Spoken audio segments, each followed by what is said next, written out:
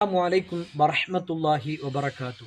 ദിവസങ്ങളുടെ നേതാവാണ് വെള്ളിയാഴ്ച ദിവസം. സൂര്യൻ ഉദിച്ച ദിവസങ്ങളിൽ വെച്ച് ഏറ്റവും ശ്രേഷ്ഠമായ ദിവസം വെള്ളിയാഴ്ചയാണ്. നാളെ വെള്ളിയാഴ്ചയാണെന്ന് അറിഞ്ഞാൽ വ്യാഴാഴ്ച അസർക്ക് തന്നെ അവന്റെ ഡ്രസ്സുകളെല്ലാം അലക്കി വൃത്തിയാക്കി സുഗന്ധങ്ങളെല്ലാം തയ്യാറാക്കി അവന് എടുത്തു വെക്കണം.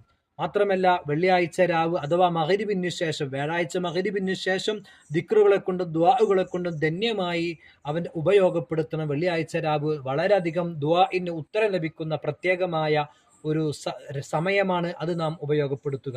വെള്ളിയാഴ്ചയായി കഴിഞ്ഞാൽ നേരത്തെ പള്ളിയിലേക്ക് പോവുക.